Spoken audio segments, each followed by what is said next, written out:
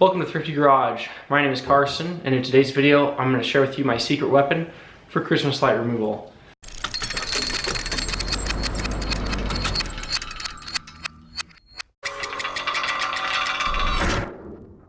This is an 8-foot to 23-foot extension painter's pole with a modified painter's attachment, and this is what I use to take down all my Christmas lights, and this saves me a ton of time. This extends super long. I don't have to get up on any roofs, and I can pull it all down. I've seen a lot of videos out where they do the same thing and they just drop, they'll just tug on the whole line and let the whole line drop down. That's not how I do it. I do it in a controlled fashion that saves me time getting up on a ladder, getting up on a roof, and saves me money.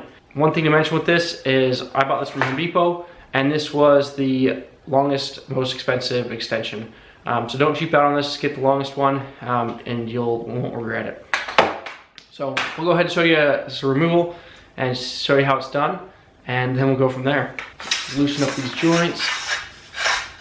It goes super long. I can go the whole length of my garage. So I can extend that one however long. I can extend this one however long. Take them down.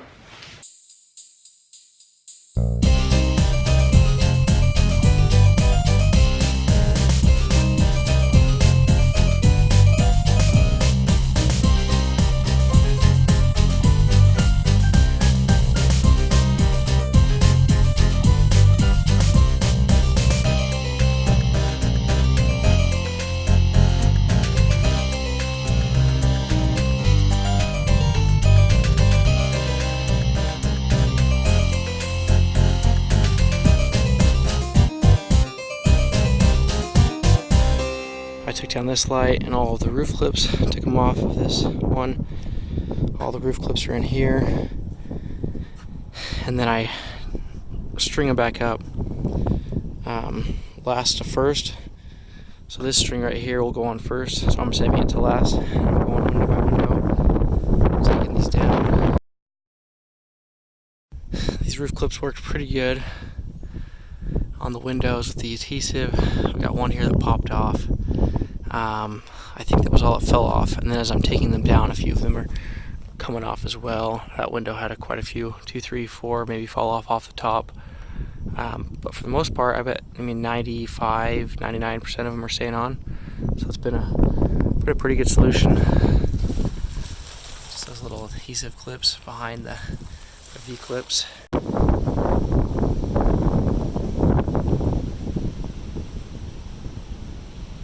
Grabbing some of these clips that are left on the roof. Not too many of them stay. We got one there, all of that came down. But sometimes I can grab these from the ground, and I just decided on this house it was going to be easier to get them from the roof. This roof isn't too steep.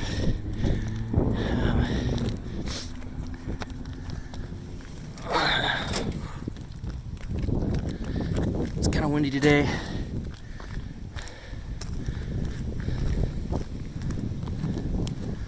We got all those.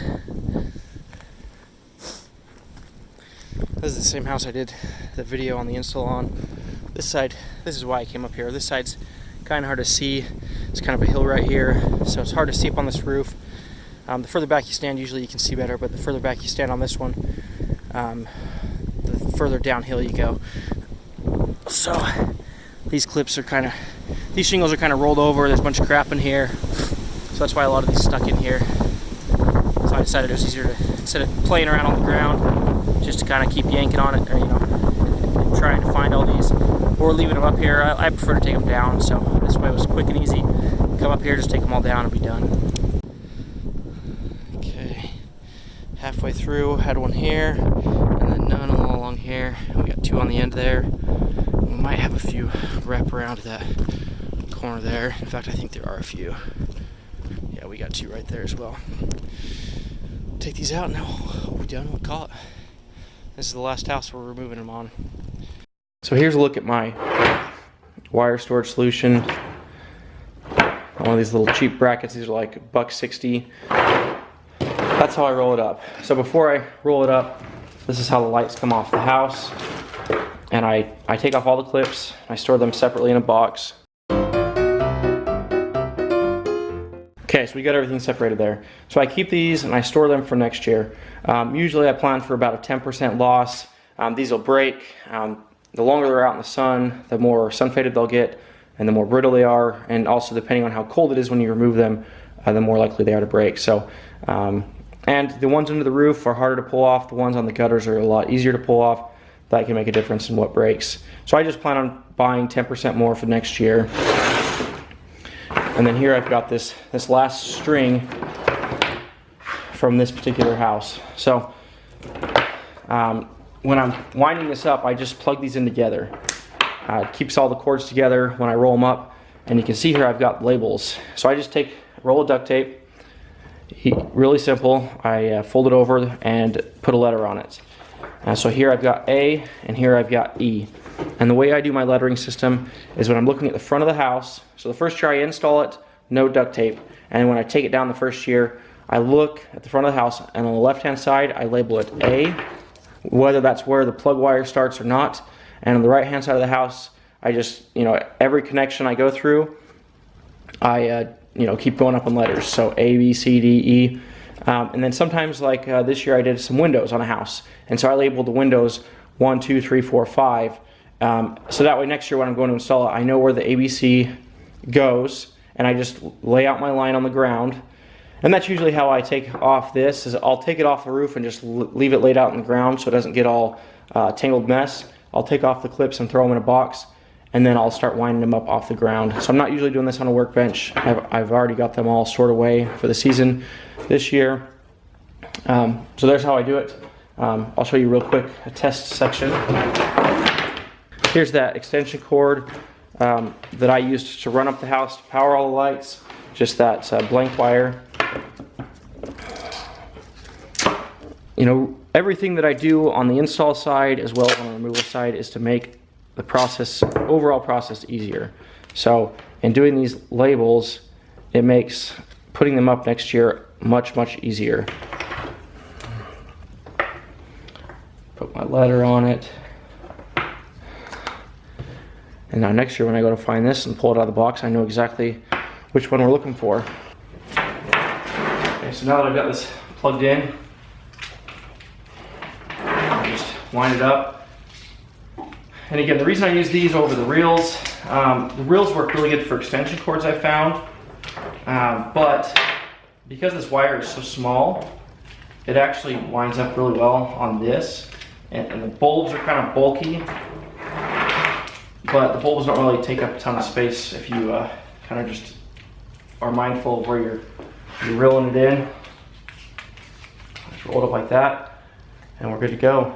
Really easy to store, and then I'll show you my big storage totes that I use. So here's the storage tote that I use for all my Christmas lights.